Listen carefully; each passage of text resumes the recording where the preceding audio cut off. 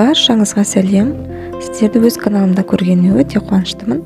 Бүгін сіздермен бірге осындай үй жағдайында компот дайындаудың екі түрлі жолымен бөлісетін боламын. Дәл қазір осы көктем кезінде витаминдерге өте бай, әрі иммунитетіңізді көтеретін, әрі шөл қандыратын осындай компот дайындауға кеңес беремін. Сондықтан да видеоның соңына дейін қарап, менімен бірге жасаңыздар. Компот дайындау үшін кез келген кептірілген жемістер жарай береді. Бұл жерде менде алма және де алмұрттың кептірілген қақтары және де шекер, сонымен қатар каркаде де қостым. Ең алдымен осы кептірілген алма қақтарын жақсылап жуып аламыз. Суды 3 қайтара төгіп, жақсылап жуып алыңыздар, себебі бетіндегі шаңдары болады. Соларды кетіруіміз қажет. Кастрөлімізге су құйып, үстіне осы жуылған жемістерімізді салып, қайнағанша бетін жауып қоямыз.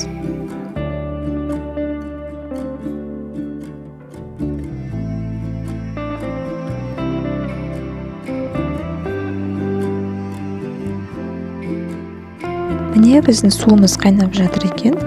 Енді осы ретте дайындап қойған шекерімізді және де каркадені салып, жақсылап бір араластырып аламыз да, қақпағын жауып, бір 20 минуттай қайнатамыз орташа отта.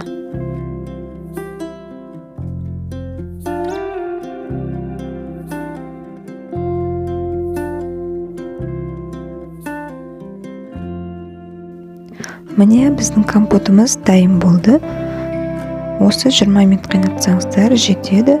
Ішіндегі витаминдері де өзінде қалып, дәмі де әдемі болып шығады.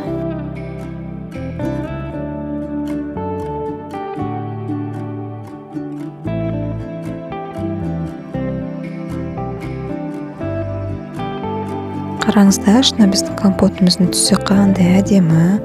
Бұл негізінен осы каркадай қосқандықтан осындай әдемі түс беріп тұр, және де дәміне де кішкене қышқылтым дәм береді. Егер каркадайны ұнатпайтын болсаңыздар, қоспасаңыз да бола береді. Бұл бізде компот дайындаудың бірінші жолы, әлі бізде екінші жолы да бар. Сол себепті видеоны соңына дейін әлі қараңыздар.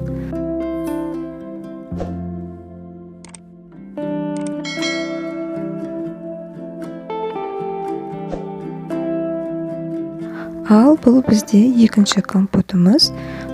Түрі де басқаша, және де жасалу жолы да мүлдем бөлек. Қазір видео барысында сіздерге барлығын түсіндіріп көрсететін боламын.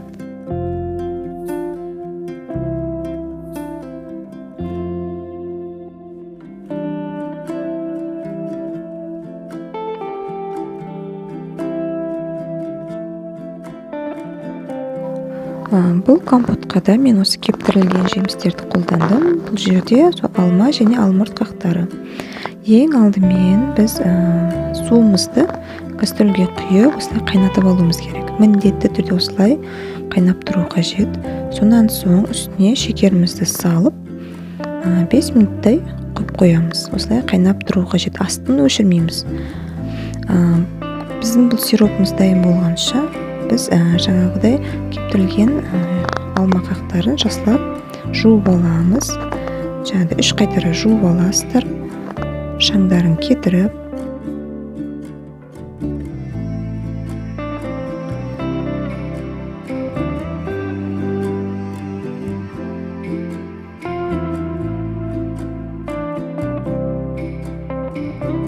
Міне біздің сиропымыз осылай қайнап тұру қажет.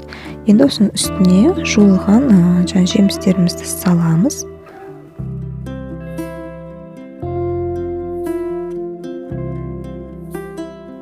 Компотымызды қайнатпаймыз.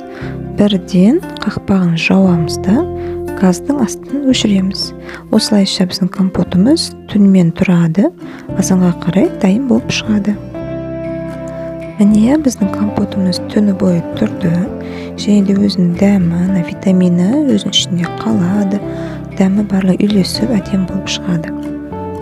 Негізінен бұл көп уақыт алмайды. Осылай жатар алдында осылай дайындап қойсаңыздар, азанға осы дайын компот аласыздар.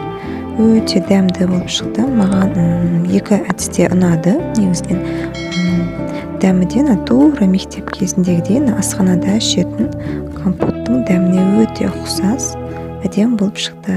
Сіздерге де кеңес беремін, осы 2 жолмен де компот дайындап көріңіздер, және де комментарийға бөлісіп кетіңіздер.